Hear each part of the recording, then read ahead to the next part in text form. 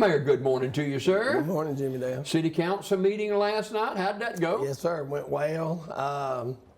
We were able to recognize our 12 and under Talladega County football champions. These kids get bigger and bigger, don't they? They do. Look, there was one of those kids up there. He was 5'11", and he's 12 years old, and it's almost like we're eye to eye. So, if that group stays together right there, then there's a bright future for Sylacauga football in this area and everything. So, just real proud of them.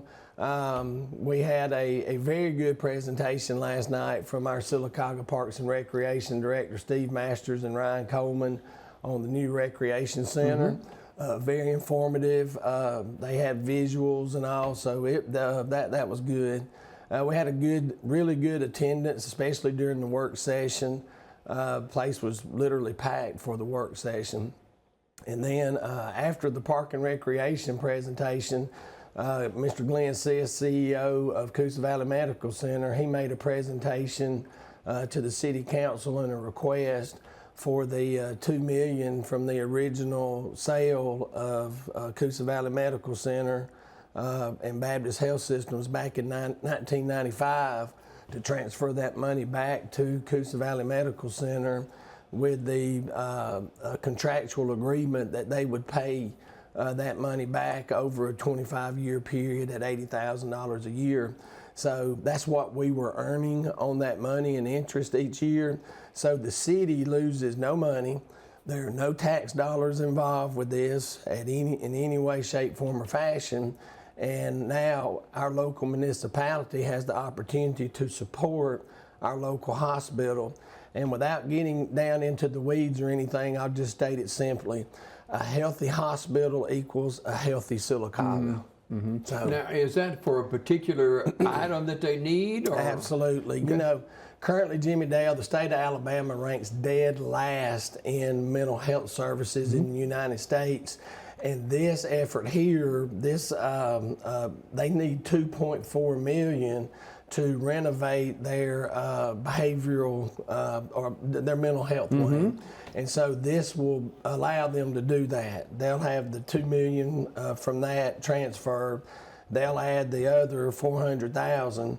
And then, and again, I don't want to get down into the details or the weeds too much, but basically what it will do, when you couple this with the new Rural Hospital Investment Program that was signed into law this past session, I see a very bright financial health future for Coosa Valley Medical Center. And like I said earlier, a healthy hospital equals a healthy largest city. employer in our city, 550 employees. Yeah. I'm not a doom and gloom person, but if we lose that hospital, the negative impact on the school system, the negative impact on that industrial park. A lot of people don't understand the impact on the industrial park because those industries, a lot of them have to be within a certain time frame or distance from medical care in case of an emergency. So there's a lot of factors that play into that make this a really, really, really good deal. And I know this effort's not been successful in the past, but I believe everything is falling into place for it to be successful this time. And because when you couple it with that Rural Hospital Investment Program, when you project that on out into the future, you see a good, healthy financial stability for the hospital for decades. So very important to the health of our city. Let's talk about ice skating a little bit. We've got a great deal coming up. Look, I'm so excited, and I tell people, who knew that an ice skating rink would generate so much excitement in Central Alabama? Could you imagine me ice skating? Oh, wow. Yeah, you be right out there with go. me, Jimmy Dale. Yeah, we can go out there together, so we can lock arms and get you out and there. I and Bruce, Yeah, but that has generated so much excitement. Of course, we're all excited about it, and that's another beautiful deal right there, in my opinion. Because we're renting. That is not a permanent ice skating rink. It is a rental from November 30th to around January 4th, maybe a little bit longer. We've rented it. It's basically right below $50,000. But we have an anonymous sponsor so there's no loss of tax dollars in that whole deal, and we get to do something beautiful for our kids and hopefully establish a new tradition for that younger generation that will talk about that for decades to come as well. So just a great opportunity to add to what we already It's going to be do. at Central Park, right? It's right there at Central Park in front of Bluebell, and right along with the Tinsel Trail. And so, that opening will be November 30th.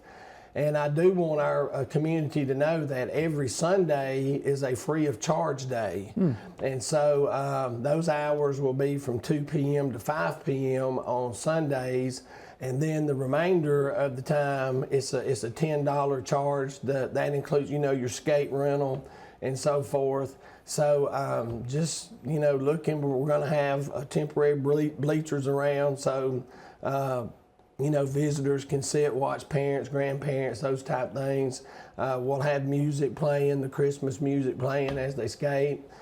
Steve Masters and Chris at Parks and Rec, they're just really, we're going to have lights over the skating rink, so it should be really nice. And this is the first year we're doing it, so that saying we're building the plane as we're flying it, that's literally the case with the skating rink. And in my mind, it's still it's going to be wonderful. Quick thing. You're just settling in as the new mayor of Sylacauga. How's it going? It's going well. It's fast. It's really fast. So, but that's to be expected. I've had an opportunity to meet with my department heads and try to share my perspective on how I approach leadership and just taking care of business.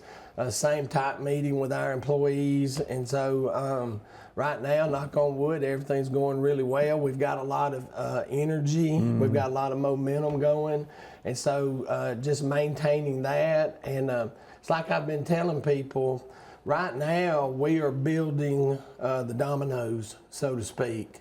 And we're building each domino and getting that domino in place so that at the turn of the year, when we have to start making decisions on, are we going to create this position or this position, how is that going to align with our organizational structure, then those dominoes will fall into place. The number one priority right now as far as municipal business goes is the budget.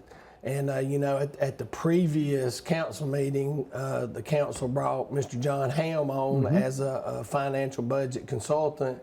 And so he and I are actually meeting tomorrow to go over that general fund and then start looking where that surplus is and start making those plans. In other words, start getting those dominoes in place so that they fall in order as they should.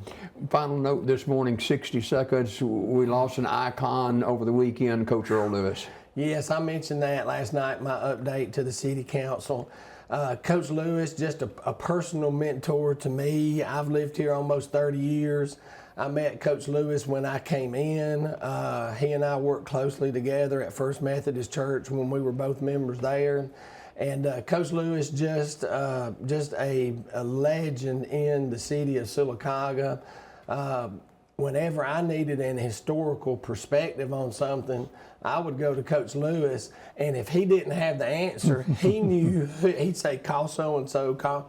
And just gonna miss him so much, loved him. And so just keep the Lewis family, Steve and Robin, in your thoughts and prayers, because we lost one of our greatest citizens we've ever had in Sylacauga, and Coach Lewis. Mayor, thanks a lot for dropping by this morning. Always a pleasure. We'll see you after every council meeting the following day. Yes, absolutely. Yes, sir. That'll wrap it up for us on Daybreak. Thanks so much for watching. 61 degrees in downtown Sylacauga. Have a fantastic Wednesday. Until next time, God bless you. God bless America. Stay safe, everyone.